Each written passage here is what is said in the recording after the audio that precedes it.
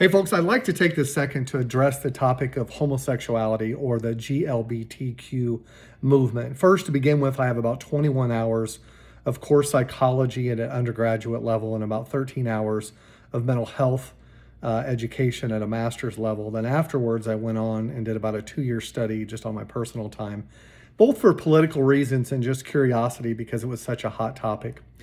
Let me start here. Everyone is approaching this subject incorrectly. The culture is clueless. If you're going to get information from the media, you're never going to find information there. It doesn't matter whether you're watching Fox or CNN. The educational system is what I would consider corrupt at this point. Most both scientific institutions, whether it's at a college level or a master's level or even further than that, research institutions are bought and paid for by lobbyists, other special interest groups. So you're not going to get a lot of really good information there. So let's start with science. The American Psychological Association used a manual for years, and they still do. It's called the DSM, which is the Diagnostic and Statistical Manual of Mental Disorders. This first DSM was published in the late 70s. It's gone through several editions. They have a DSM, a DSM-2, a DSM-3, a DSM-4, a DSM-5. The most recent, I think, is the DSM-5 TR. And what it is, it's a manual that lists psychological disorders, psychological conditions.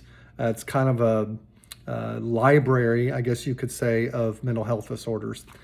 So at least up until the 1980s and until the DSM-3, homosexuality was considered a treatable psychological condition that people could that had it. They considered it. I'll go into details here in a second, but they considered a treatable psychological condition. Well, in the late 70s and early 80s, a homosexual activist group basically put a tremendous amount of pressure on the American Psychological Association, forcing them to change the diagnostic criteria. They didn't like being told that it was a treatable condition. So in the 90s, I believe the DSM took homosexuality out of the DSM criteria as a treatable psychological condition. Well, from that point, tons of institutions did research, and most of the research, as you can imagine, was geared at determining whether people are born gay. Bailey and Pillard, for example, did a twin study. The National Cancer Institute did a study. Simon LeVay did a study on the hypothalamus structure of the brain. Simon et al., and et al. Means Simon and others. So this is a psychological institution that does a lot of research with different groups of people or different research firms. And all of them at this time, and let me be very clear here, all of them concluded that people were born with a gay gene. Now, what happened was really pretty interesting. Back in the 1990s, there were institutions that decided to challenge this research. And what they found was that every effort to replicate these scientific studies failed miserably. Basically, what these institutions came out with, this research saying there was a gay gene, whether it was on the hypothalamus structure of the brain or whatever, they couldn't find the same results. And what ended up happening is these institutions were finally challenged with the fact that, hey, why is it we've produced the same types of studies with the same criteria and we've not been successful at getting the same results? Well, these institutions have finally admitted that they falsified the information. It was basically agenda-based science. Well, about 7 to 10 years ago, and actually it was a several-year study, Harvard and MIT did a study on homosexuality and to determine, are you born gay, what causes homosexuality, and they found that there is no gay gene. And it was published, and sadly, it didn't get a whole lot of attention because it didn't meet sociological norms, we could say. So now Harvard and MIT has this study, and yet the culture is not accepting this study. So the question is, how does a person become or how is a person's sexual identity determined? And so let me address a few of those things because I think it's very important to understand this. First, they found that all of these studies concluded that there are environmental causes, that all of them, when questioned, said there's definitely environmental causes that can cause a person, that can make someone predisposed to homosexuality. For example, abuse, and this can be in the form of physical abuse, mental abuse, sexual abuse, emotional abuse. Let me give you a couple examples of children stories that I have met that have actually walked away from the homosexual lifestyle and have the stories they've shared for me. One young man, when he was very musical, loved the arts when he was young. When he was in the bathroom at 7, 8, 9 years old, one of the boys in the bathroom said, "You're gay." And from that point on, his male friends had nothing to do with him. They labeled him. They stuck him and labeled him with that characteristic. And so he started hanging out with girls. And as a result, in time, realized he had this natural desire to have male fellowship and male companionship and male, in many ways, intimacy. And I think we got to be careful with that word intimacy because, men can have intimate relationships with other men and not be physical. And that's really hard for a man to say, but guys can love other guys, can be best friends with other guys and not have a sexual component to that relationship. And there's a desire in our natural selves for us to have that male companionship, male friendships. Well, what happened as this particular boy, he desired so strongly to have this intimacy and this fellowship with other men that a man took advantage of him and it became a physical thing. And then from that point on, it moved that direction. I've met a woman who was emotionally abused as a young person. Her mother, she could never do anything good enough. She was always picking on her and harassing her. Why can't you be like this? Why can't you be like this? And I remember she was probably 55, 60 years old and came to my home and she was crying because she goes, "I can never make my mom happy. Never, not once in my life." And her desire for that relationship with her mom turned physical in relationship to other women.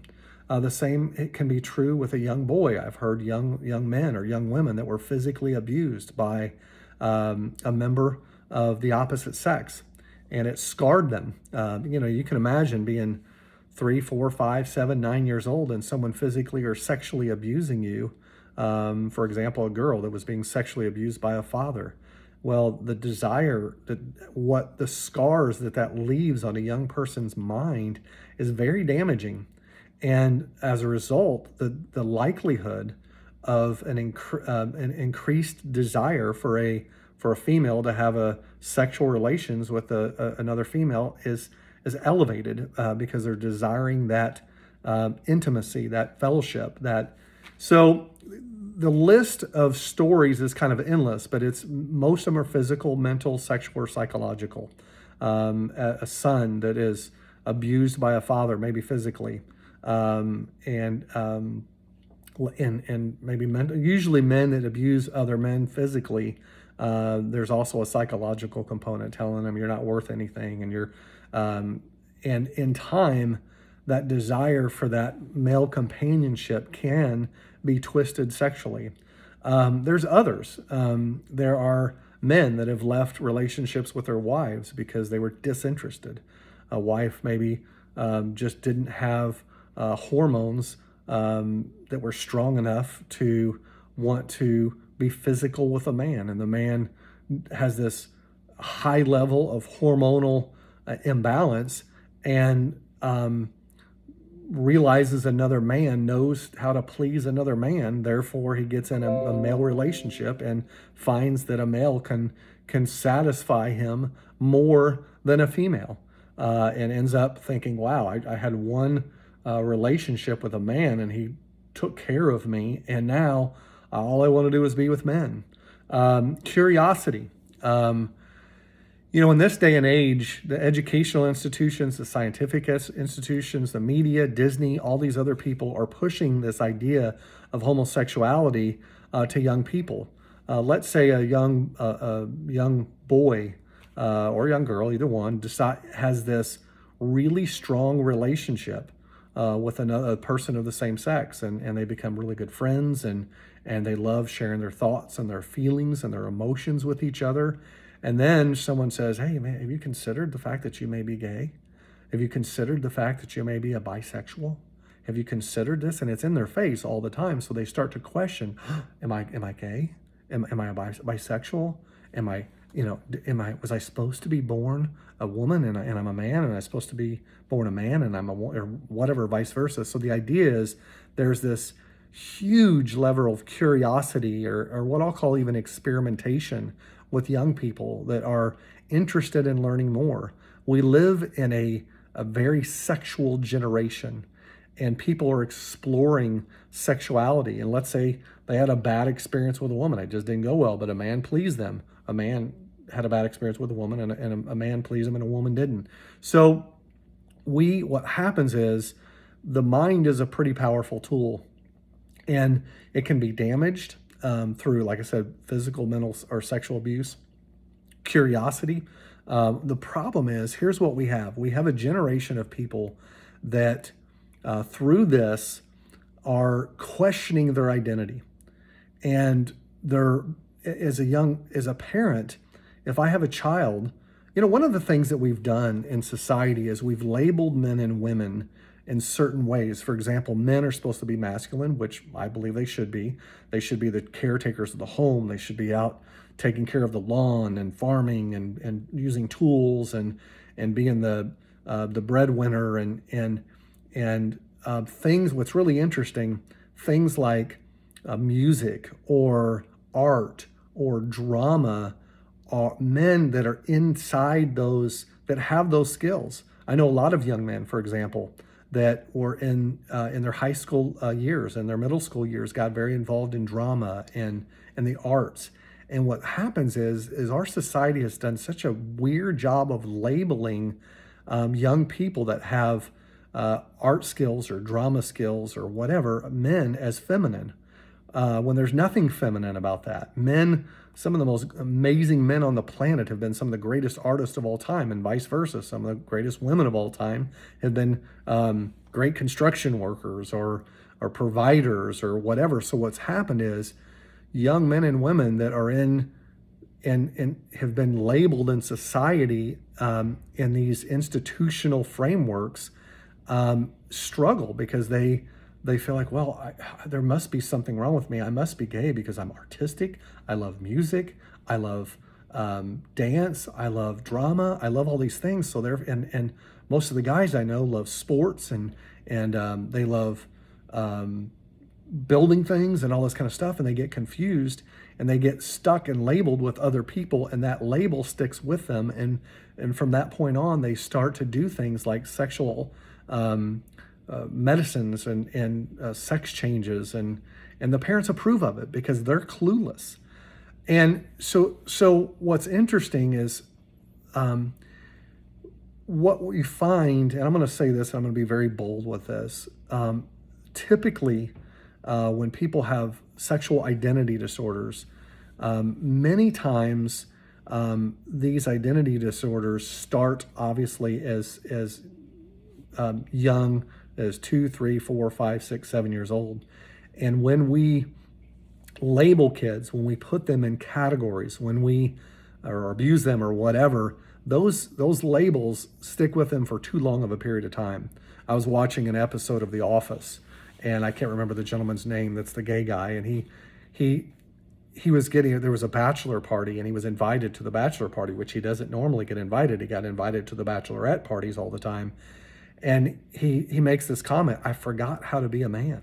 And he gets in the car and it's like, "Hoo, hoo, hoo," or something. He makes this comment and everybody looks at him like that was weird, because he was labeled so long as a feminine man that he identified more with a woman that he forgot what masculinity looked like. And so this is a cultural problem. And right now I think there are 43 sexual identities, and I can't remember, the list is kind of endless. You're not just homosexual. There's homosexuality, there's lesbianism, there's bisexuality, there's transgenderism, there's an endless list of sexual identity disorders, and they're everything from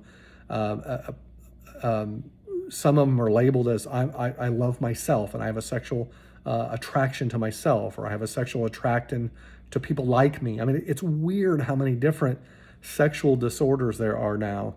And it's really people's desire for affirmation and attention. And what you find, and this is what's really interesting, a huge percentage of homosexual young people or even older people, you find that it has a lot to do with parenting.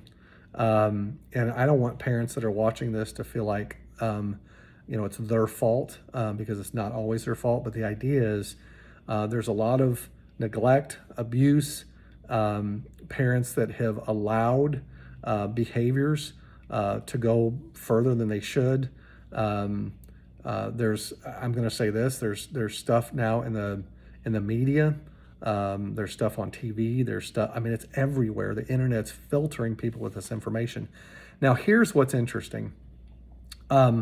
Google, there was a gentleman by the name of Dr. Robert Epstein who he studied environmental factors of things like the media, Google, Facebook, the impact that they have on a culture. And he calls it search engine manipulation effect. He found that Google can change the moral fabric of a nation. If Google wants the world to believe that transgenderism is normal, then they can they can filter the information on Google, so where young people, old people, whatever, the society can change from a culture that believes transgenderism is absolutely wrong to it becoming a norm.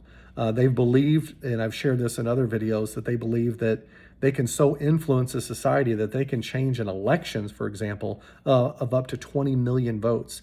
And I believe that's what's happening right now. I believe Google's platform is heavily influencing behaviors, obviously a liberal institution.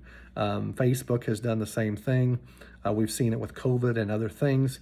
So that's a powerful tool. Now, here's what's interesting. Years ago, in probably the 90s, there was a gentleman by the name of Dr. Joseph Nicolosi. Dr. Joseph Nicolosi was I don't know if he's a psychiatrist or psychologist who studied homosexuality. And he started an organization called the National Association of Research and Therapy of Homosexuality. It's called NARTH, N-A-R-T-H. I don't know where it is now. I haven't studied a lot of his stuff, but he had a lot of really good resources because when the culture was saying that you're born gay and that it was genetic causes, he was taking the opposite stance, and he was producing a lot of really good scientific information. From that, there were groups called Love One Out, and that institution since dissolved, but they were doing retreats to help families who have young people who to overcome their sexual disorders, is what they called it. Now, here's what's interesting. The question is, what's next? And it blows me away that we live in a world that, 20 years ago, 10 years ago, transgenderism was completely abnormal. Homosexuality when I was young was abnormal, was frowned upon, and now everything is up in the air. And what's interesting, the question is, what's next? Pedophilia? And you see that already happening. The media, politicians are getting on this pedophilia bandwagon, and it blows me away that we're there already, that this has happened so quickly, that we're in this place where no telling what's next. So the question is, how do we fix this? I think it has to be that people understand that Harvard, again, I'm going to go back to Harvard and MIT, they did a study that you're not born this way. It's environmental factors. So the idea is we have to change the environmental factors in your homes. Parents, I think a big thing is parents need to really have conversations with their kids about this. Parents need to stop believing what's on the media. What happens is so many times these people are taking these drugs changing their hormones, doing physical surgeries, and in 5 years from now, 10 years from now, there's going to be a massive amount of people that are going to regret this. Um, so one of the things I want to mention too, because I mentioned physical, psychological, and mental abuse and sexual abuse. One of the things they have found is abusers abuse. So one of the problems that we have as a society is people who have been abused as young people will abuse as older people, and that's a problem. So there's so much more to this. What's sad is it's becoming more and more difficult to find the science online, because Google is removing the science or moving what the semi-platform, what this Dr. Robert Epstein said is what Google is doing is they basically, the search engine is not natural anymore. They are taking information they don't want you to see and they're moving it down and bringing up information they want you to see. So it's very difficult to find this research. But I encourage you to dig deeper, use DuckDuckGo, use some of these other research groups. Check out Dr. Joseph Nicolosi. I don't even know if he still has his stuff. North, it's in the National Association of Research and Therapy of Homosexuality. Check those out. Check out Harvard and MIT study. There's others out there. One of the problems we have is the educational system and the scientific institutions are so controlled by media, politics. Let me say this too. People wonder why institutions like Target, Budweiser, etc. Maybe not so much Budweiser. That may have been something different. But organizations like BlackRock, and others have what they call, which these major institutions like BlackRock, they have what's called a social media score. And these institutions like Target, I don't know, Budweiser would fit into one of those, but Fox News, CNN, and many other institutions, they're owned by these major conglomerates, BlackRock being one, and they have social media scores. And if you don't do certain things, they penalize people in leadership. So if you're the president or vice president or a marketing person of a company and you're not doing certain things to promote a liberal agenda, you can get fired, you can get punished, you can get your pay docked. So what's happening is these people are stuck between massive profit losses and jobs. And so this social media score, it's shocking what's happening. It's a deep state thing. I don't have time to go into detail, but the idea is it's really influencing what these institutions are doing. They know darn well that they're going to take a financial hit, but it may be their job if they don't. So I don't have a lot of time to go into detail, but I would encourage you to look that up. Just search. Well, I'm trying to think of the terms that you would search, but anyway, Google that. Maybe not use Google, but use DuckDuckGo or other organizations, because that's a real thing. It's a social media score. I can't remember what they call it, that institutions have to go by now to be able to get certain benefits and those kind of things. So anyway, interesting topic. I'm sure I'm going to get hell for this, and I understand that. I will always get hell for what I believe in and what I've studied, but I've taken the time to study it. I encourage you to as well. Don't trust anyone. Do your own research, and I believe that if you dig deep enough, you will clearly see exactly what I found. So thanks for taking the time to watch this. Take care.